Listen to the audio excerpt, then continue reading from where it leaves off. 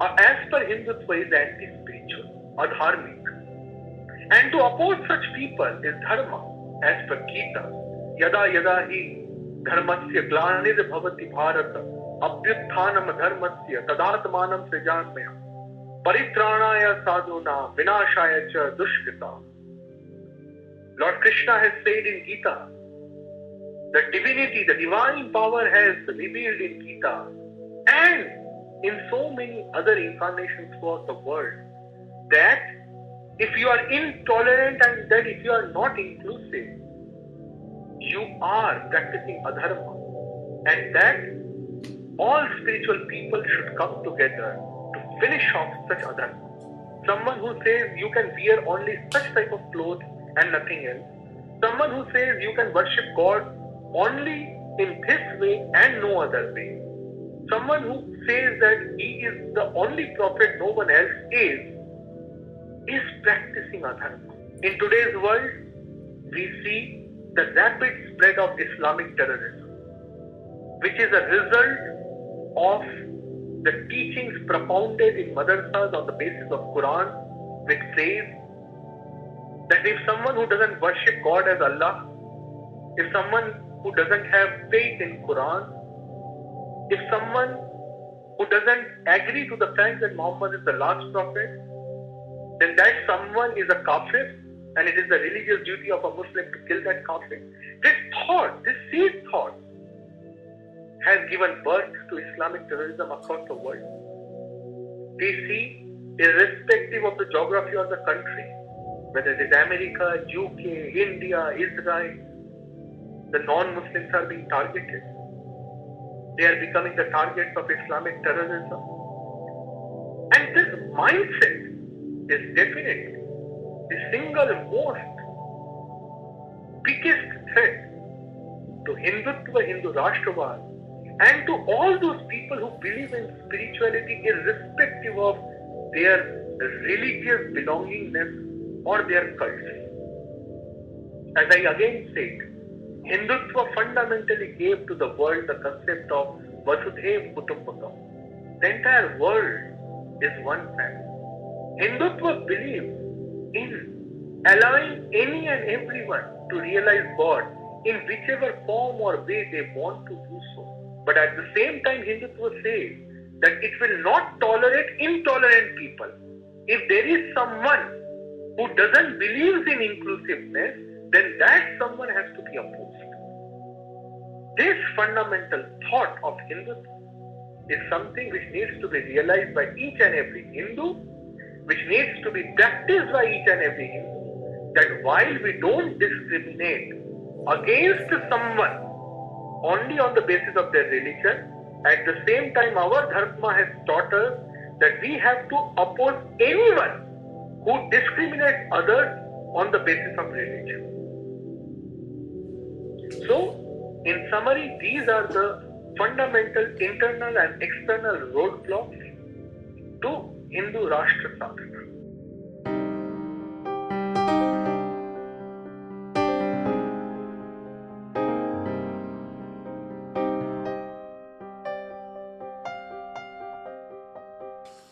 Bhagavad Gita talked about the concept of dharma and why it is important to live according to principles of dharma. Can you throw more light on what dharma means? How does one unambiguously identify what is dharma versus adharma in the modern context? And do principles of dharma change with every passing age? Or are these principles eternal? There are certain aspects of dharma which are eternal, shashvat satya.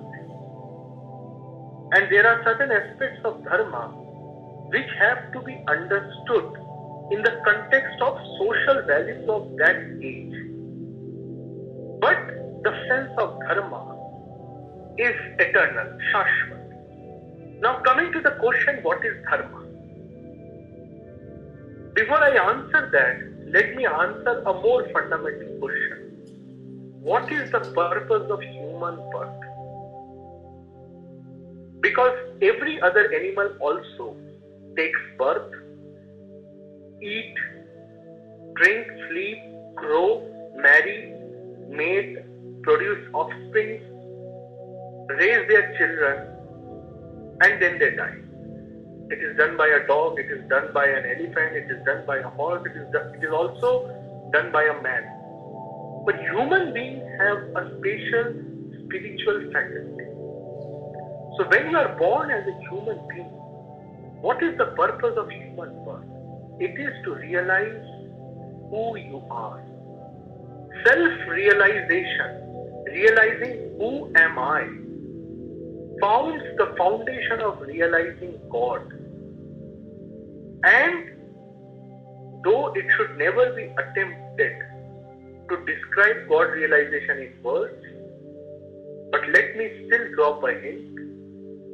The day you realize who you are, the day you realize that you are much more than your individual I, that you are that same infinite divine consciousness, that you realize that self-realization and God realization is one and the same thing.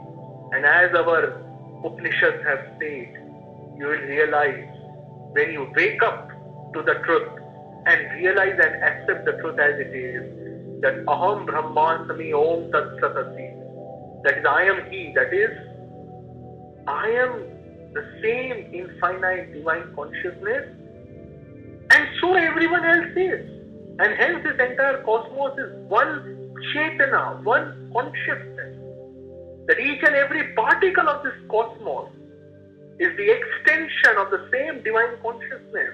And you may call that divine consciousness as Divine Mother or God, or whichever name you want to give it to as per your personal liking. That doesn't change the nature of that infinite divine consciousness. Having said that, dharma is which facilitates your self-realization.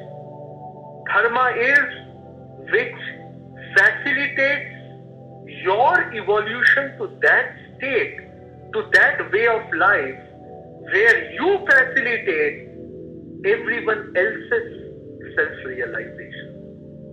Dharma is which establishes the truth. Dharma is which helps the entire cosmos to wake up to its truth. Dharma is the way of life, the ecology, the environment of the society, which inspires everyone to look inward, to find out who they are, and having found out who they are, helping others to find the same. And this, in essence, has been the great Rishi Sanskriti of Bharatvarsh. Bharatvarsh always has been governed by this Rishi Sanskriti, where each and every child born on this great plane, this great spiritual plane of India, was inspired to look inwards first, to find out who he is, to wake up to the eternal truth of this cosmos, to realize the one consciousness of this entire cosmos, and then strive that the entire society does the same. At the same time, the Rishi Sanskriti of Bharatvarsh was extremely practical and pragmatic. It understood the significance of economic empowerment of the entire society. The significance that everyone should be treated with equal respect, love, irrespective of their physical, economic, social backgrounds or characteristics. It understood that in running of a country, everyone should have a say. And hence it strived for economic, social and political empowerment of the entire country, of the entire Bharatvarsh. And the foundation of that was the spiritual enlightenment of one and hence every one of the society. This is dharma. And as I say, dharma is the way of life. It is the ecology, it is the environment. It is the culture, it is the civilization. So that is what is dharma. That is what has been termed as dharma by our great rishis, maharshis, and the fundamental definition of dharma remains the same. A man's potential to realize God within himself remains the same. But what changes is his social condition. For example, the current school of thought of Islamic terrorism, Islamic fundamentalism, that everyone should wear the same kind of clothes, that everyone should pray to the God, giving him a singular name, Allah, that everyone should follow only one book, Quran. This is something which was not there, say, 5,000 years back. So, 5,000 years back, the social circumstances were different. The social ethos was different. Today's challenges, today's social, political, religious challenges are different. And hence, one has to weigh the pros and cons of his social ecology intelligently and then chalk out a path of his own self-realization and God-realization accordingly. So this is something, or rather this is the only thing which changes with changing social circumstances.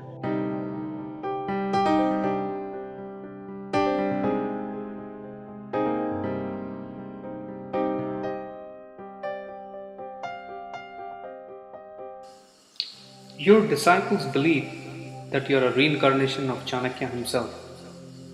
As Chanakya, what are the similarities and differences that you find in India of the 3rd century BC as compared to the current day India? I would not like to comment on the fact that some of my disciples consider me as reincarnation of Acharya Chanakya, because I firmly believe that these things should be realized and not talked about. So we will put that question aside. But to compare India of today with India of Chanakya, one thing strikingly which is similar is the lack of a passionate nationalistic pride. At the time of Chanakya, India was facing the danger of Greek invasion, of external invasion, let me put it. There were many kinds of invasions which were happening, some subtle, some philosophical, and some military. The most important being the threat of Alexander's invasion. And Chanakya was appalled to see the lack of united, assertive resistance to the scene. Chanakya understood one thing, that once the morale, the confidence, the self-esteem of a nation is broken, it's hardly a matter of time that the nation simply rots away. Chanakya realized one thing, that it is not only a matter of a king attacking another king. It was a civilization being attacked by barbarism. Alexander was definitely no match to the spiritual wisdom of the great rishis, maharshis, who were inspiring the way of life of India at that time. But the king, the ruling clan, who were bestowed with the responsibility of safeguarding the borders of India, because of their ego hassles, because of their lack of self-pride, they wanted to succumb to that external aggression. Fundamentally, they were succumbing to their inner fear. And this is what Chanakya opposed. He said, what matters most is the pride of the nation, the self-respect of the civilization, the sense of spirituality. In today's India, I see the same thing. For petty benefits, as small as few lakhs of rupees, few $100,000s of dollars, or winning one assembly election or winning one parliamentary election, politicians who are bestowed